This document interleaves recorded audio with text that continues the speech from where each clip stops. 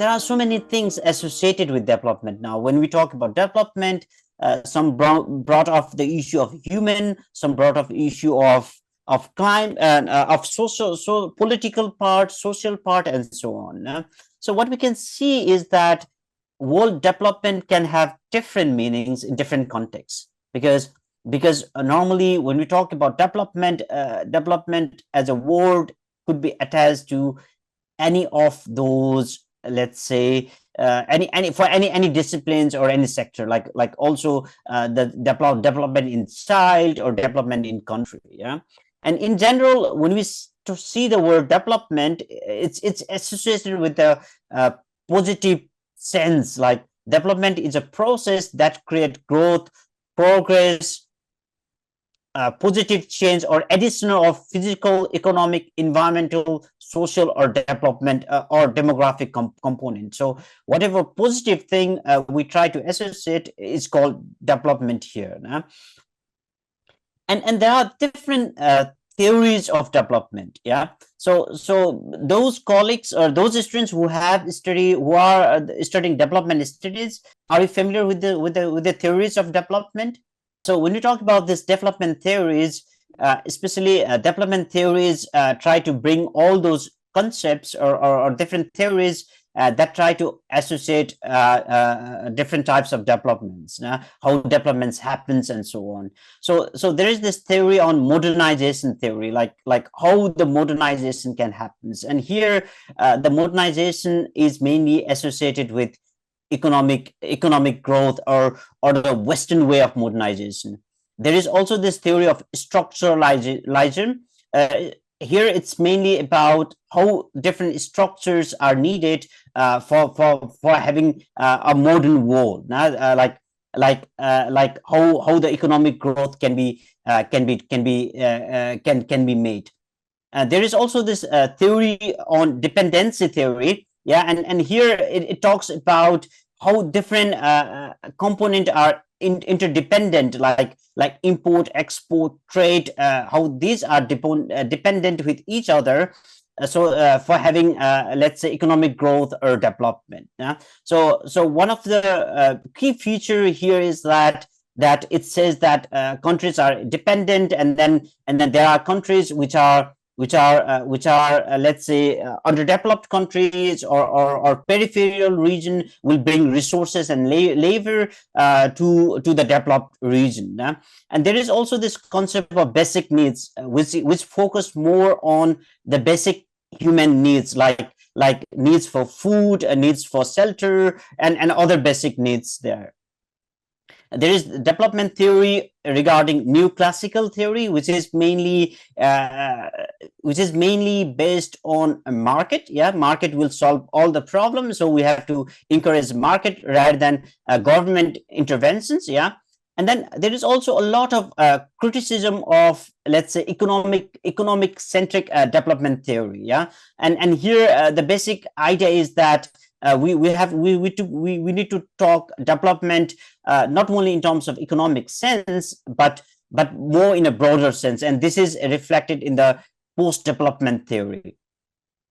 And now we are also talking about sustainable development. Yeah, so we will talk about sustainable development later on, and there is also this concept of human development theory, which is mainly associated with human development or human development index. Yeah, so I will also come back to you later on here. The basic ideas behind this slide is that we have to understand that there are different theories for development. Yeah, and one theory of development would talk about, let's say, this modernization of the world, where government include. So here the main message here is, like, you don't need to understand, or you don't need to by heart all those theories. What the objective here is to show that there are different theories of development. Yeah, and then if you are interested, you can dive deep here. So, and then the next thing is, like, there are also different concepts of development here. And here, whenever we talk about development, as we discussed earlier during the discussion, mainly there are this thinking about economic development. Now, so it's about like increasing GDP, so economic growth and all these things come in the mind. And there is also this this development in terms of social development, where the societal welfare or societal well-being comes up. Yeah, so there is also the socio-political issue. Yeah, and then there is this environmental development. It's also mentioned or increasingly acknowledged at the moment. Yeah? And then there is also this development concept related to cultural development, which is mainly related to culture, art, literature, and so on. And then among those concepts, the increasingly we are also talking about sustainable development. So we can see that development itself is a very broad thing. Yeah, and then it also have like a different issues. Yeah, so here these 5 development concepts are not like all the concepts there. Yeah, there are also much more concepts there when you talk about development here. And one of the key point here is like when we talk about development, there is also this this human development theory. Yeah, where we talk about this index called Human Development Index, which is a summary measure of average achievement in the key dimension of human development. And this was developed by Mahmoud al-Haq, yeah, based on the work of Amartya Sen, where it's mainly like going beyond the gross domestic product or GDP as an indicator for progress or the development. And here the idea is to look at different dimensions of human development, mainly coming from long and healthy life, which is indicated by life expectancy at birth, which is also indicated by and then also under dimensions is about knowledge, which is coming from education. And then also it's also about, let's say, decent living standard, like it's about this it's GNI. Yeah, it's a gross national income per capita. Yeah, so having this 3 different indices together, there is also this concept of human development index that is there. So, and then when we talk about development, what I like more is that development should not only be the external development, it could be also the inner development. And there is interestingly, there is also the discussion about inner development as an under dimension that is coming up in the discussion. Yeah, here I would like to highlight a few things. One would be mainly like empathy, compassion. Yeah, or mindfulness. Awareness could also be a dimension of inner development. Yeah, inner development or reform within oneself. Yeah, so these are few concepts of development that is out there. Yeah, so one of the emerging concept now is also the development concept in terms of degrowth, which means less. So recently in European here in Brussels, there was also a large degrowth conference that is happening. Yeah, so these are basic concepts of development so far. Yeah, that we can highlight here. Yeah, when you talk about development concepts and theory, where it emerges. Yeah, and what does that mean for us? So we have to do the critical reflection on here. Yeah, same holds for the concept of degrowth. Mainly because yes, degrowth it means less, but the question is like less for whom? So there is this movement of degrowth in terms of food systems, or consuming less food. But if the people are suffering from hunger and undernourishment, the concept of degrowth might not holds there. But this concept of degrowth in terms of food might holds more for the people who are consuming more. Yeah, where the overconsumption is an issue. So whenever there are these issues and the theories of development is mentioned, yeah, we have to think a bit more critically with the cultural and other contexts. So all the theory that is mentioned in the literature might not holds for everywhere. Yeah, so consumer behavior is also one issue in the degrowth. So there is also a lot of discussions there. but one thing that we are talking here that counts a lot is the word sustainability. Whenever we are talking about development, sustainable development, it's mentioned quite often now. Yeah, so maybe some intervention in the room, like what does sustainability means? Yeah, or where is the concept, from where the concept of sustainability started? So we can see that in the discussion in the chat room. There is a discussion about what is degrowth is. Nah? So this is ongoing debate, what the degrowth is, and what does that mean for the society, for the people, for the people, planet, and also for the economic prosperity. Yeah? So I would say the debate of the degrowth will continue. Yeah, and it will be nice to be a bit of mindful of this debate and this discourse on debate, discourse on degrowth. Yeah, and then look at those a bit more critically. When we talk about sustainability, it's a bit hard to define what is sustainability than defining what is unsustainable. So it's much more easier to say that the way we consume is unsustainable rather than how whether it is what is more sustainable, what is like a ideal sustainable situation. And there is also this case that whether we are when we talk about sustainability, are we talking about an ideal situation or a utopia? Yeah, it goes in the direction of like a utopia. Yeah, where it's an ideal situation where everyone is happily living after. Yeah, and everything is fine. And there is also this definition of sustainability, which is also coming from like a functional, or the sustainable systems are functional over the long term. If a system can run over a long term, it's become functional, then we can also call it sustainable. And here we also need to factor in like external shocks, or whether the system is resilient or not. And if the system is resilient to the external and internal shocks and can function for long term, we can also call it as a sustainable systems. So this is mainly the concept of sustainability, or the definition of sustainability that we can see. Yeah, in terms of words.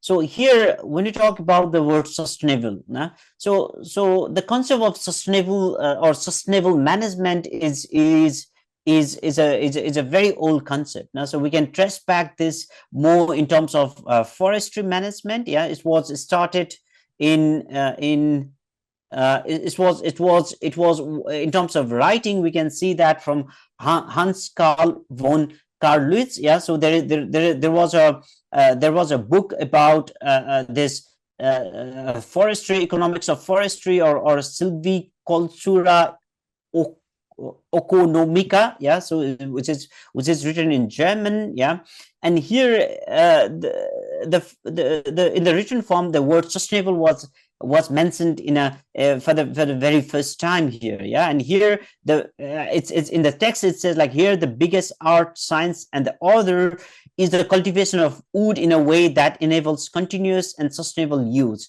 since wood is not indispensable, and without it the country will not retain its character. So even though when we try to link sustainability as a concept, we try to link that with our common future report. Yeah, but the concept itself has a deep rooted a few hundred years ago in the concept of sustainable forest management. So basic idea here is mentioned that we should not harvest more wood than the forest can grow. And when we talk about sustainability as a broader concept, yeah, we can see that it is also mentioned in terms of in terms of different dimensions. Yeah, one is like environmental stewardship, mainly in terms of environmental issue. There are issues of sustainability, talking about let's say, not degrading the environment. Yeah, and then there is also this issue of societal equity, yeah, which is not only which is both like intra and intergenerational issue, so that we have to use resources in an equitable way, like not compromising the well-being of the future generation, but also not compromising the well-being of the people around the world. Yeah, so the social equity is one of the key issue. And whenever we linked a sustainability concept, there is also this issue of economic prosperity is always there. Yeah, and whenever we are talking about sustainability, another important thing is to look at a system in a holistic way, or more from a system thinking approach is also there. And in the due course of time, we'll talk more about holistic approach, system thinking approach in terms of sustainability analysis. And increasingly, there are issues of sustainability as a global governance issue. Yeah, so its sustainability is not only about the local issue, but it's also about the global issues. Yeah, which we talk more in terms of global governance or global goals. Yeah, and one of those global goals are Millennium Development Goals, and now we are in the phase of sustainable development goals. The general idea is to give to make you aware that there are different concept of sustainability in there. Yeah, and then we do have like a sustainability science as a discipline, which is more like an interdisciplinary or transdisciplinary science that focus on understanding and addressing complex sustainability challenges by integrating knowledge and matter from various disciplines. Now, so we do have like a science of sustainability itself. Yeah, and then we do have like a concept of sustainable development, which was also already mentioned before. Yeah, mainly that talk about intergenerational issue. Yeah, sustainable development is the development that meets the needs of present without compromising the ability of future generation to meet its own. Yeah, but here it's not only about we also need to think not only about future generation, but also we have to think about social equity issue at the moment in the current time frame. And then there is this thing about balancing the three aspects, like socio-economic and environmental aspect for sustainability or sustainable development. Yeah, and here there are these three different models or representation of sustainable development. Yeah, taking into account socio-economic and environmental aspects. Yeah, so we can see here there's three different models or graphs. So sustainability is an intersections of socio-economic and environmental development. So this temple model, yeah, where sustainability has like a three pillars, and the equal development of this three pillars, socio-economic and environmental pillar, is needed for sustainability. Technological aspects comes in on this three dimension of socio-economic and environmental issue. Yeah, so when we look at these three different models, yeah, so they are telling three different or they are telling the same thing, but in a three different ways. So the first one, when we look at this intersectional circles, it says that to be sustainable, we need to have an intersections, or we need to work, we need to look at all this thing, three things equally. It's more like a intersections. And on the temple model of this sustainability, it's more about like we can't achieve sustainability if we don't have like all these three strong pillars. What I like most is I call it like a bullseye economy diagram here, where the economy is in the center, but the question is not that economy is in the center. Yeah, here my interpretation would be like we need to do economic activities. Yeah, because as a human, we definitely need to do some economic activities at a very low level or very high level. But the most important thing is like our economic activities need to provide societal welfare. So, or societal well-being. Why we are conducting economic activity is to have societal welfare, no? Or societal well-being. And whatever we do in terms of our economic activities to generate societal well-being, we have to do that within our environmental limit, yeah, or within our planetary limit. No? So I would interpret this bullseye economy diagram in that way, yeah, and that would be one of my favorite representation. Do you have any opinion here? I will leave this discussion where the technology belongs to mainly the scholars of development, yeah, and sustainability, yeah. So it can definitely goes either in economic part, definitely, but culture is also a part of the societal issues. Now, so we see that like there are different ways to represent sustainability, and we can interpret this sustainability representation in a different way, yeah.